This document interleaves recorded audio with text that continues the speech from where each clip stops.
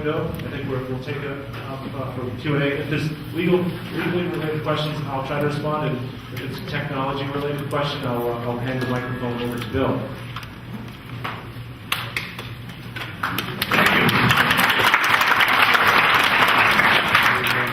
Technology question. How safe are online off-site backup systems such as Carbon? Well, I think what you got to do is you got to assess how it's using that technology. I think Carbonite is encrypted to Carbonite, and then look at what practices they use to secure that data. One of the requirements of the law is it talks about third-party verification. Okay, and what you have to do as part of the law is if you have a service provider like myself or anybody else that has access to that personal information, you have to get them to sign a piece of paper saying that they are in compliance with mass data security laws. So I would argue that the best step would be is to send them a copy of that. If you need a copy of that letter, we have a sample one that we use for us in my company. So if you'd like a copy of mine, I'd be more willing to share it with anybody in this room. Just email me at that address and I'll send it over to you later today. And then you'll have that to send to your vendors to make sure that they're in compliance. So if I'm Carbonite, this personal information, and they're holding personal information for you, I would have them sign off on it, saying these are totally compliant. What about pre-existing information? If we've got personal information from 5 years ago, personal information being defined strictly as a driver's license or the social security number attached to a name only, correct?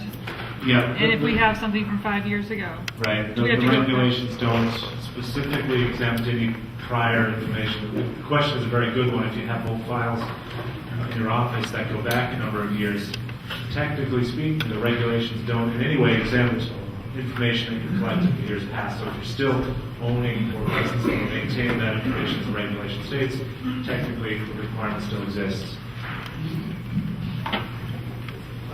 Over here. So if you're emailing purchase and sale agreements that might contain bank information with mortgages and whatnot, what should you be doing to your computers? Yeah, so what you want to do is you want to be using either a third-party service or we have a service that we offer that allows you to encrypt the mail when you send it out. So, and I'm not talking password protecting. That was one of the things I want to talk about in my presentation. Password protecting an email or making it like a Adobe PDF file and then having it password protected and then saying I'm going to send along the password in the next email. Okay, that's not what encryption is. Okay, the encryption is making all that information and jumbling it all up so no one can read it. Okay, and only the people that you share that information with can actually read that information. So there's a bunch of different technologies out there that will allow you to do it. If you're a big organization or a larger organization, call me. If you're, like a 1 or 2 man shop, there's a company called Zix Corporation, at ZixCorp.com. They make an individual version of a software package that allows you to encrypt emails, outbound emails. ZixCorp.com. Somebody else call it. Then come back. Yeah, I have a little bit of experience. And what's the ATM machine? What's the deal with the ATM machine? How do you format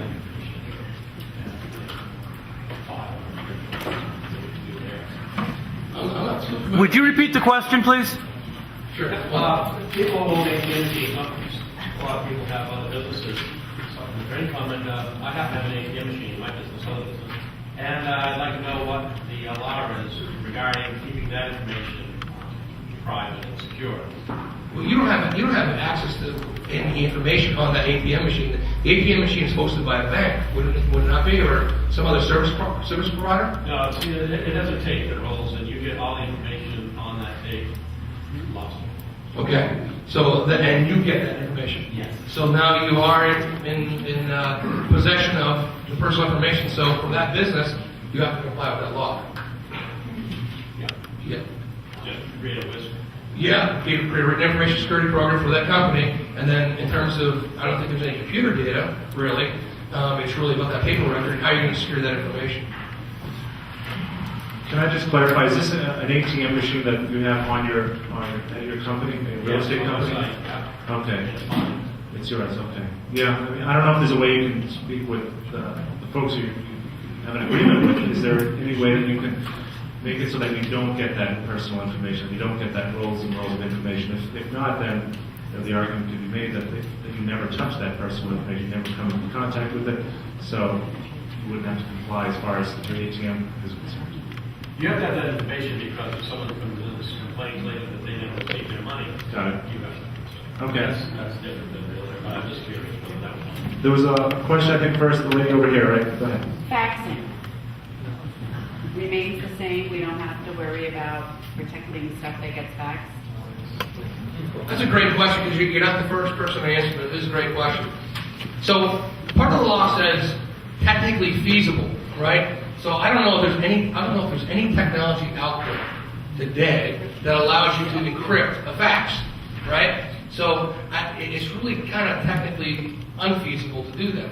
However, from a best practices point of view, do you really want to fax something over to somebody, have it sit there and then sit there for 3 hours and be in open view from a corporate policy or a company policy? And here's where it gets a little tricky. And it's going to be funny once we get some rulings on this, how it applies.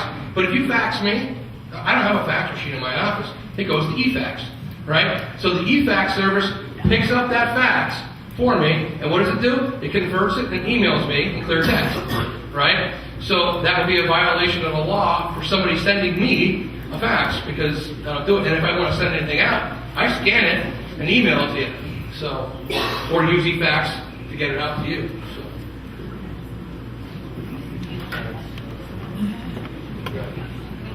Scanning, let's stay with scanning right now. Okay, I scan an offer, so I scan a check, right? So I scan it to another real estate office. I'm doing one for the door, scan it to the other real estate office. They now have a copy of the check that's mailed to my office. I endorse it over to them, but I scan it to them. If they get hacked. They're in possession of the personal information at that point in time. They are. So when I fax it to them, I scan it to them. So it's their problem or not my problem? I would say at that point in time, where it resides is their problem, because it's there. What I would tell you as that business owner, don't fax me that stuff. Okay? Because it's just going to sit on my fax machine and anybody can access it. Why don't you email it to me and securely email it to me? Scan it and email it to me. Back on the back. Kind of piggybacking on her question regarding old files, is there a time limit on the old files? Do we have to keep them or? The question is whether or not there's a time limit on the amount of time you need to keep old files. And the answer is no, there's no one requirement that we can point to. I guess part of best practices would be to keep the file closed to transactions for 7 years. The theory being that the statute of limitations for the claim for breach of contract in Massachusetts is 6 years. If you keep files for 7 years, you're technically covered. Now, there are a couple of forms in Massachusetts that do have specific requirements, like the agency disclosure form for 3 years, lead paint form 3 years. But as a matter of policy for your own office, our suggestion is 7 years to cover yourself. I have different places, like I know in government space, in financial space, they have to keep emails for a period of time. I haven't heard it in general business practice though. Yeah, it's usually for public record requests, or in the financial world, it's more about trades and things like that that didn't happen correctly. Is there a place somewhere we can go to that actually has a list of defined personal information we can use as a guideline? Yeah, absolutely. The question is there a place to go to get all the definitions of all these terms that we're using? Yeah. I'd start with on the back of this form that we handed out today, marealtor.com. Under the legal section, we have all the information. It's password protected for members only. If you don't want to go there, you can go to the source, which is the State Office of Consumer Affairs, www.mass.gov/OCA. They have all of the actual regulations, the statute, the office policy, the checklists, and everything else that you see referenced in that material. Other questions? Right here, sir. This also pertains to a notary also, correct? The notary got all the information bought it in now, so that's the big The question is, how would it pertain to a notary? I'm sure there's a lot of notaries in the room. Notaries do have their own guidelines, I understand. If you are a notary, you do collect that information, whether or not you keep a copy of the form that you signed, or you have a logbook, and if you have personal information, then yeah, it should be reasonably secure. So if you have a book that has personal information, you put it in a file cabinet that's locked, or somewhere that's it's just not left out in the open for anybody to see. Question here, then we'll come up front. Yeah, just to be clear, so these files that need to be kept in file cabinets with personal information in them, they all need to be in locked file cabinets, correct? Well, that's what the suggestion or the recommendation or one possible solution that the state in their guidelines issues. There's no one answer to all of these questions. If you have a room full of old files, it's going to be very difficult to find a file cabinet that fits every single file. So the reg doesn't actually say in a file cabinet. Maybe there's another reasonable step. Is there a way to lock the room? So in your opinion, would a storage closet that is secure, would that suffice as far as containing these types of files? I mean, quite possibly. Somebody could break into a file cabinet just as easily as they could probably break into a storage room. So, I think part of the challenge is going to be, I see it in accounting firms, right? So you have a small accounting firm. And at very, very small accounting firms, everybody needs access to all this confidential and personal information. And it's almost impossible for these small accounting firms to lock up all these files every single night, right? So my answer to that is, well, do you lock the building when you go home at night? Yeah. Okay, everybody in the whole business needs access to all this information. So in terms of office security, everybody needs access to the information. Okay, you lock the building at night, you have passcodes, and did you get the third-party agreement signed by your cleaning company? Okay? Yeah, I did. I can see that being okay. Or anybody else who has access to the building on off hours. And the whole office really being the secured situation. So it really depends on your business. If you have people in your business that don't need access to that information, well, then what I would say is in a locked room or a locked file cabinet or something like that. They would have to get through one lock to get in the building, go downstairs, get into another door. In my opinion, it's more secure than any file cabinet we could have right in our office. Well, it's also protecting against the people in your office. So if people in your office don't need access to that information, right? Now that locked cabinet protects them from getting that information. Right here. I just want to make sure I understand, but would be the best way to handle a situation that if I go home today, I write an offer out, and the buyer faxes me back their copy of their check. Should I have them black out their account number before they do that? So the question is, if you're writing an offer and then the signed offer comes back through fax, and with that comes the copy or email with a copy of the check that comes along with it. Well, I guess in theory you hope everybody's going to comply, but some people may not have heard about these regulations. They're not going to be looking to redact the black line out the account number of every check before they fax or send it to you by email. So the question now is, you've come into contact with, you now have it in your possession. How are you going to deal with this? Hot potato. And so I think, if you receive it by fax, then you redact it for your own files. If you've received it by an email, maybe you print it out and you delete the email. And that should be in your written information security program. If I do get in receipt of this type of information, what am I going to do? I'm going to black it all out and do what I do next. Reasonable steps. Reason. Two hands at the same time. A tangential question, as we talk about protecting the information, and these type of lectures always start off with TJX. I want to know why after TJX has got my money, why do they have to keep my records of my account? You got that one? I don't know. I don't know why they would keep that information. To me, it's beyond me why if I go to TJX, give my credit card, that they would maintain my credit card number. It's beyond me. I'm sure they've taken a thorough good look of why they would keep my credit card number on file in their organization. Finish your credit card. But when they issue, yeah, the other thing too is they also issue credit cards, and they also have their own store cards too, which is a personal name and a financial account number, which I would have access to, which then they maintain. So yeah, those are some other issues they can have with that. So that may be why they Second question. Since this applies in Massachusetts to Massachusetts residents, but 38 other states have a similar law, is there a list somewhere of the states that do have that? So, especially our neighboring states? You point out a very good part of this. The peculiar part of the regulation states shall apply to any personal information that you collect about residents of the Commonwealth. So what about people who don't live, do transactions with people who live in other states? So by the letter of the law, they don't apply. So you don't have to keep their information secure.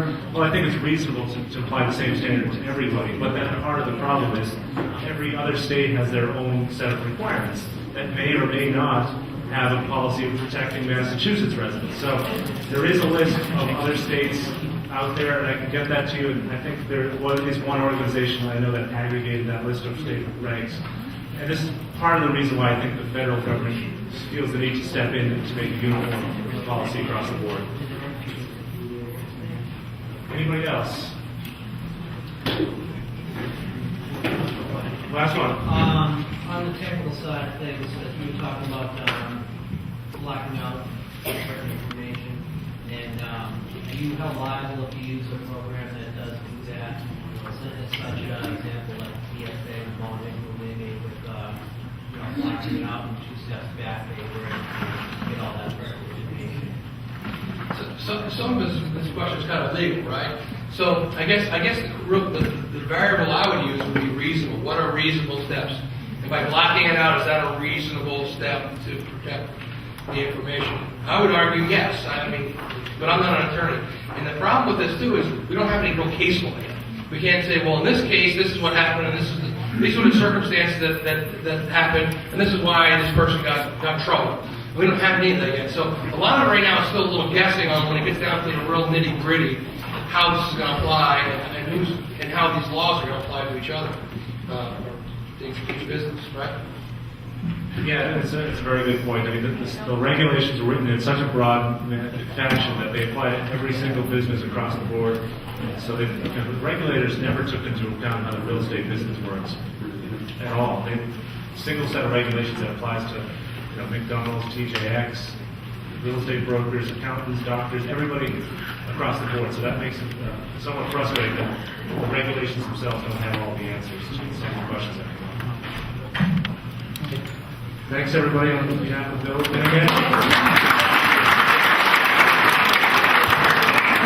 Thank you, everyone. This is State. Now, I'm going to turn this over to Matt Collins. We have a president who will give you a brief presentation. Hi, just a quick update on what we've been doing. We've got the bylaws back to NAR now for final approval. This stuff goes back and forth and back and forth. Hopefully we'll have an annual meeting for you.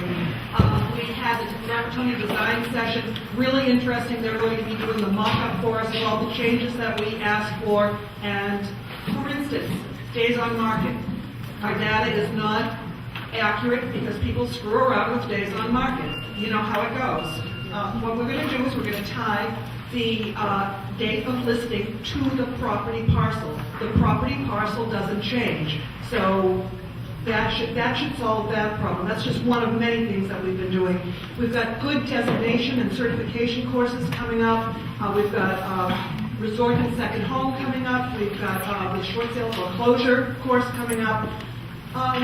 Some of the internet marketing stuff that we've been doing. Jeff Moore's been doing an excellent job with that committee. We have, we're going to start integrating the 2 websites. They're clunky. We need one website that's easy to maneuver. And then, like Steve is videoing this today, that sort of, that will give us the ability to attach these videos to the website so if you can't make a presentation, at least you can see it. Not enough time now to talk about RPR and what's going on with NAR there. That's a whole interesting, it's going to be fun to see what happens with it. According to the last thing I read, the majority of MLSs are not inclined at this point to participate. We'll see what happens. Henry, I'm going to turn it over to you. Thank you, Lynette. RPR, as you may know, is the Realtor Property Resource where NAR has spent millions of dollars getting every parcel of residential and commercial land in the United States into this one mega database.